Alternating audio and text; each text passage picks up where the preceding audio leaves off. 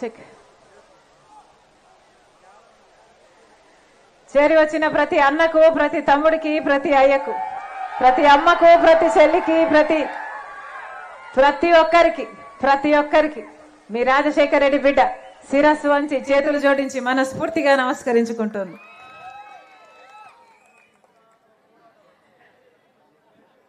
ఎన్నికలు వచ్చేసాయన్నా, ఎవరికి ఓటేద్దాం అనుకుంటున్నారు? పోయినసారి ఎవరికి వేశారు? ఎవరు?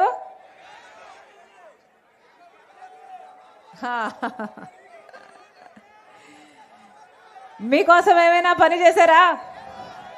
ఎవరు మీ ఎమ్మెల్యే? కమిషన్ల కింగ్ అంట కదా, వసూళ్ల రాజా అట కదా. ఆయన చెడ్డ పేరు తట్టుకోలేక డెఫినెట్ గా ఓడిపోతాడని తెలిసి ఇప్పుడు ఆయన నిలబెట్టలేదట కదా వైసీపీ పార్టీ. నిజమేనా? మరి అలాంటి వాళ్ళకు ఓట్లేశారు. అన్నా, ఈసారి ఆలోచన చేసి ఓటు వేయండి. మళ్ళీ వైసీపీ టీడీపీ రెండు పార్టీలు డబ్బులు తీసుకొని వస్తాయి. ఏమన్నా ఎంతంట డబ్బులు? ఓటుకి ఎంతంట? 2 అంతేనా? 3, 5, 4. అన్నా, ఎంత ఇస్తే అంత తీసుకోండి, మీ డబ్బులే. ఈ ఎమ్మెల్యే అయితే ఇక్కడ క్వారీల దగ్గర వసూలు చేసి మరీ తీసుకున్నారట. అలా సంపాదించిన డబ్బులే. కానీ ఓట్లు వేసేటప్పుడు మాత్రం ఎవరికి వేస్తున్నామని ఒక్కసారి ఆలోచన చేసి ఓటు వేయండి.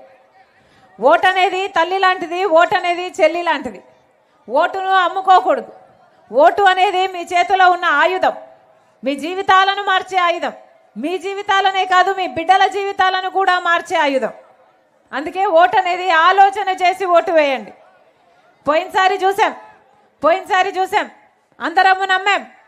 జగన్మోహన్ రెడ్డి గారు ముఖ్యమంత్రి అయితే ప్రత్యేక హోదా వస్తుంది అని. జగన్మోహన్ రెడ్డి గారు చెప్పిన మాట, బీజేపీ మెడలు వంచైనా సరే ప్రత్యేక హోదా తీసుకొస్తామని చెప్పారు. ఆ రోజు ప్రతిపక్ష నాయకుడిగా జగన్మోహన్ రెడ్డి గారు చెప్పిన మాట చంద్రబాబుకు ఛాలెంజ్ విసిరి మరి రండి అందరం మూకుమ్మడిగా రాజీనామాలు చేద్దాం, ప్రత్యేక హోదా ఎందుకు రాదో చూద్దామన్నాడు జగన్మోహన్ రెడ్డి గారు. మరి జగన్మోహన్ రెడ్డి గారు ముఖ్యమంత్రి అయ్యాక 23 ఎంపీలు ఇస్తే మరి జగన్మోహన్ రెడ్డి గారు ఎంతమందితో రాజీనామాలు చేపించారు? ప్రత్యేక హోదా వచ్చిందా అంటే ఈ రోజు వరకు 5 సంవత్సరాలు అయిపోయింది. 5 సంవత్సరాలు చంద్రబాబు గారు విస్మరించారు, ఇంకొక 5 సంవత్సరాలు జగన్మోహన్ రెడ్డి గారు విస్మరించారు. వచ్చిందా అన్న ప్రత్యేక హోదా?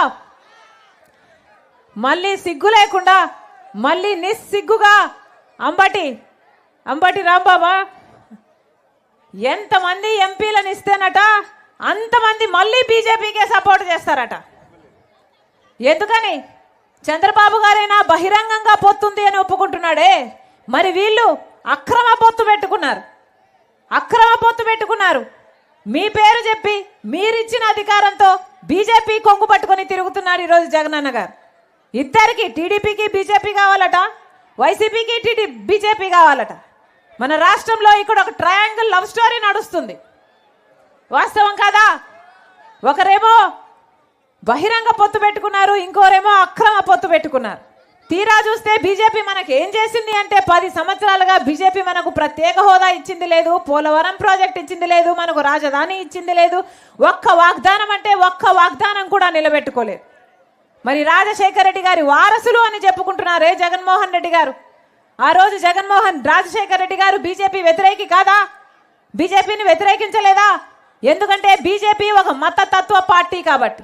ఆ రోజు రాజశేఖర రెడ్డి గారు చెప్పిన మాట, మతం పేరుతో బీజేపీ పార్టీ చిచ్చు పెడుతుంది కాబట్టి బీజేపీ మత రాజకీయాలు చేస్తుంది అని ఎంతగా వ్యతిరేకించారు. గోత్రా విషయంలో అయితేనేమి, ఇంకో విషయంలో అయితేనేమి రాజశేఖర రెడ్డి గారు బీజేపీకి వ్యతిరేకంగా నిలిస్తే ఈరోజు జగన్మోహన్ రెడ్డి గారు ప్రతి విషయంలో బీజేపీకి అండగా నిలబడుతున్నారు, బీజేపీకి తొత్తులాగా పనిచేస్తున్నారు. ఎందుకు అని అడుగుతున్నాం. ఒక్క మేలైనా మనకు బీజేపీ పార్టీ చేయకుండా ఇంతగా గులాంగిరి ఎందుకు చేస్తున్నారు అని అడుగుతున్నాం. మీరు ఆంధ్ర రాష్ట్ర ప్రజలు బీజేపీ పార్టీకి ఒక్క సీట్ ఇచ్చారా అంటే ఆంధ్ర రాష్ట్రంలో ఒక్క సీటు కూడా బీజేపీకి ఇవ్వలేదు. ఒక్క ఎమ్మెల్యే లేడు, ఒక ఎంపీ లేడు. అయినా కూడా బీజేపీ పార్టీ ఇక్కడ రాజ్యం వెళుతుంది. ఎందుకంటే ఒకవైపు పాలకపక్షం, ఒకవైపు ప్రతిపక్షం ఇద్దరు బీజేపీ పార్టీకి గులాంగిరి చేస్తున్నారు. కాబట్టి మళ్ళీ చెప్తున్నా, జగన్మోహన్ రెడ్డి గారు రాజకీయ ఆశయాలను నిలబెట్టేవాడు కాదు. ఇక్కడే చూస్తున్నారు రాజశేఖర రెడ్డి గారు కట్టిన ప్రాజెక్టు. ఏ ప్రాజెక్టు? గుండ్లగుమ్మ ప్రాజెక్టు. రాజశేఖర రెడ్డి గారు కడితే 1,00,000కు పైగా ఎకరాలకు నీళ్ళు ఇచ్చే ప్రాజెక్టు. మరి అలాంటి ప్రాజెక్టు రాజశేఖర రెడ్డి గారు పూర్తి చేసి వెళ్తే ఆ ప్రాజెక్టుకు 2 సంవత్సరాల కింద 2 గేట్లు ఊడిపోతే మరి జగన్మోహన్ రెడ్డి గారు రాజశేఖర రెడ్డి గారి కొడుకై ఉండి రాజశేఖర రెడ్డి గారు కట్టిన ప్రాజెక్టుకు కనీసం గేట్లైనా పెట్టించాడా? ఏమమ్మా, సాగునీరు వస్తుందా? ఇప్పుడు ఆ ప్రాజెక్టుకు ఇప్పుడు గేట్లు లేవు కాబట్టి అసలు నీళ్లు నిలువ చేసుకోలేక ఉంది ప్రాజెక్టు. దాంతో ఎక్కడ చూసినా పొలాలు ఎండిపోతున్నాయి. వ్యవసాయం ఎలా ఉంది? ఏమన్నా రైతులు ఉన్నారా అన్నా? వ్యవసాయం బాగుందా? మద్దతు ధర వస్తుందా? రాజశేఖర రెడ్డి గారు ఉన్నప్పుడు ఎలా చూసుకున్నారన్నా? రైతును నెత్తిన పెట్టుకోలేదా రాజశేఖర రెడ్డి గారు? మరి ఇప్పుడు ఉంది ఎలా ఉంది వ్యవసాయం? మద్దతు ధర ఉందా? జగన్మోహన్ రెడ్డి గారు కనీసం డ్రిప్పుకు సబ్సిడీ ఇస్తున్నారా? పంట నష్టపోతే పంట నష్టపరిహారం వస్తుందా? మరి కనీసం మద్దతు ధర కూడా ఇవ్వకపోతే రాజశేఖర రెడ్డి గారి ఆశయాలను నిలబెట్టిన వాళ్ళు ఎలా అవుతారన్నా అని అడుగుతున్నాం. ఇలాగే 5 సంవత్సరాల క్రితము జగన్మోహన్ రెడ్డి గారు మైకు పట్టుకొని నన్ను అధికారంలోకి తీసుకురండి, ప్రతి సంవత్సరము 3,000 కోట్లతో ఒక ధర స్థిరీకరణ నిధి ఏర్పాటు చేస్తానన్నాడు జగన్మోహన్ రెడ్డి గారు. దాంతో రైతన్నవాడు నష్టానికి అమ్ముకునే అవసరమే లేకుండా ఉంటుంది అన్నాడు జగన్మోహన్ రెడ్డి గారు. ఒక్క సంవత్సరమైనా 3,000 కోట్లు రైతుల కోసం పక్కన పెట్టాడా జగన్మోహన్ రెడ్డి గారు? ఇంకా ఏం చెప్పాడు? 4,000 కోట్లతో పంట నష్టపరిహారానికి 4,000 కోట్లు ప్రతి సంవత్సరము పక్కన పెడతానన్నాడు జగన్మోహన్ రెడ్డి గారు. ఒక్క సంవత్సరమైనా పక్కన పెట్టాడా రైతుల కోసం? ఒక్క సంవత్సరమైనా పంట నష్టపోతే ఇదిగో పంట నష్టపరిహారం ఇచ్చాడా జగన్మోహన్ రెడ్డి గారు? వీళ్ళ రాజశేఖర రెడ్డి గారి వారసులు? వీళ్ళు కాదన్నా రాజశేఖర రెడ్డి గారి వారసులు. రాజశేఖర రెడ్డి గారు రుణమాఫీ చేశారు. రాజశేఖర రెడ్డి గారు ఉన్నప్పుడు వ్యవసాయం పండుగ అయింది, ఇప్పుడు వ్యవసాయం దండుగా అయింది. రైతన్న వాడు అసలు అప్పు లేని రైతు ఈరోజు ఆంధ్ర రాష్ట్రంలో ఒక్కడైనా మిగులున్నాడా అంటే ఆ భూతత్వం పెట్టుకొని చూసినా మిగలలేదు. రైతన్న వాడు ఆత్మహత్యలు చేసుకుంటున్నా ఈరోజు పట్టించుకునేవాడు లేడు. మరి ఏమనాలి? వీళ్ళ రాజశేఖర రెడ్డి గారి ఆశయాలను నిలబెట్టేది? రాజశేఖర రెడ్డి గారు బిడ్డలను ఎలా చూసుకున్నాడు? బిడ్డలంటే రాజశేఖర రెడ్డి గారికి చాలా ఇష్టం. ఫీజు రీయింబర్స్మెంట్ అయితేనేమి, ఉద్యోగాలు అయితేనేమి ఎన్ని చేయలేదు రాజశేఖర రెడ్డి గారు. మరి జగన్మోహన్ రెడ్డి గారు ఏం చెప్పారు? ఇలాగే మైకు పట్టుకొని సంక్రాంతి వచ్చినప్పుడల్లా జాబ్ క్యాలెండర్ వస్తుందన్నాడు జగన్మోహన్ రెడ్డి గారు. వచ్చిందా? 5 సంవత్సరాలు అయిపోయింది. 5 సంక్రాంతులు వచ్చాయి పోయాయి. ఒక్కసారైనా జాబ్ క్యాలెండర్ వచ్చిందా? ఒక్కసారి కూడా రాలేదు. ఇలాగే మైకు పట్టుకుని 5 సంవత్సరాల కిందట జగన్మోహన్ రెడ్డి గారు చెప్పిన మాట 2,30,000 ఉద్యోగాలు ప్రభుత్వ శాఖల్లో ఖాళీగా ఉన్నాయి అన్నారు. అధికారం లేకొచ్చిన వెంటనే అవన్నీ భర్తీ చేస్తాను అన్నాడు. మరి ఇప్పటికీ 5 సంవత్సరాలు అయిపోయింది. ఎన్ని భర్తీ చేశారు? ఈ రోజుకి కూడా 1,25,000 ఉద్యోగాలు ఇంకా అలాగే ఖాళీగా ఉన్నాయి. మరి ఏం చేసినట్టు? 5 సంవత్సరాలు గుడ్డి గుర్రాలకు పళ్ళు తోమారా? ఏం చేశారు? ఉద్యోగాలను ఎందుకు భర్తీ చేయలేదు? ఆ రోజు జగన్మోహన్ రెడ్డి గారు చెప్పిన మాట 23,000 టీచర్ ఉద్యోగాలు ఖాళీగా ఉన్నాయన్నారు. ఆ రోజు చంద్రబాబు గారు 7,000కు ఉద్యోగాలు ఇస్తుంటే సిగ్గులేదా చంద్రబాబు? 23,000 ఉద్యోగాలు ఖాళీగా ఉంటే 7,000కే ఎందుకు ఇస్తూ ఉన్నావు అన్నాడు జగన్మోహన్ రెడ్డి గారు ప్రతిపక్ష పార్టీ నాయకుడిగా. నేను అధికారంలోకి వస్తే 23,000 ఉద్యోగాలతో మెగా డిఎస్సి అన్న జగన్మోహన్ రెడ్డి గారు ఈ రోజు 5 సంవత్సరాలు అయింది, 23,000 ఉద్యోగాలకు మెగా డిఎస్సి వేయలేదు కదా. 5 సంవత్సరాల తర్వాత ఇప్పుడు ఎన్నికలు వస్తే ఇక 2 నెలలు ఉందనగా ఇప్పుడు ఒక దగా డిఎస్సి 6,000 ఉద్యోగాలతో ఇచ్చారు. 2 నెలలు ఎలక్షన్లో ఉందనంగా ఇస్తే నోటిఫికేషన్లు ఇప్పుడు ఇస్తే ఆ పరీక్షలు ఎప్పుడు రాయాలి? ఆ బిడ్డలకు ఉద్యోగాలు ఎప్పుడు రావాలి? ఇది అయ్యేనా సచ్చేనా? మరి ఏమి చెప్పాలి? వీళ్ళ రాజశేఖర రెడ్డి గారి ఆశయాలను నిలబెట్టేది? 5 సంవత్సరాలు ఏం చేశారు? మరి కనీసం కుంభకర్ణుడైనా 6 నెలలు నిద్రపోతాడు, 6 నెలలు పనిచేస్తాడు. మరి జగన్మోహన్ రెడ్డి గారు 5 సంవత్సరాలు ఏం చేశారు? ఎన్ని ఉద్యోగాలు ఇచ్చారు? ఈరోజు బిడ్డలకు ఉద్యోగాలు లేక ఎంతమంది వలసపోతున్నారు? 8,000 రూపాయలు 10,000 రూపాయలకు చిన్న చిన్న ఉద్యోగాలు చేసుకుంటున్నారే, ఆఖరిగా ఆంధ్ర రాష్ట్రం అభివృద్ధి చెందక, కొత్త పరిశ్రమలు రాక, ఉద్యోగాలు లేక, ఇంకా బిడ్డలంతా వలసపోయి మన రాష్ట్రం అసలు యువతే లేని రాష్ట్రంగా తయారయ్యే ప్రమాదం ఉంది. దీనికి కారణం ఎవరు? పాలకులు కాదా? వీళ్ళ రాజశేఖర రెడ్డి గారి ఆశయాలను నిలబెట్టేది? రాజశేఖర రెడ్డి గారు మాటిస్తే మాట తప్పనివాడు, మడమ తిప్పనివాడు. అలాంటిది జగన్మోహన్ రెడ్డి గారు ఏం చెప్పారు? పూర్తి మద్యపాన నిషేధం చేస్తానని చెప్పలేదా జగన్మోహన్ రెడ్డి గారు? అయిందన్నా మద్యపాన నిషేధం? ఏమా అయిందా మద్యపాన నిషేధం? ఏం చెప్పాడు జగన్మోహన్ రెడ్డి గారు? మద్యపాన నిషేధం చేయకపోతే మళ్ళీ వచ్చి మీ ఓట్లు అడగనని చెప్పలేదా జగన్మోహన్ రెడ్డి గారు? పూర్తి మద్యపాన నిషేధం అన్నది మేనిఫెస్టోలో పెడుతున్నాను.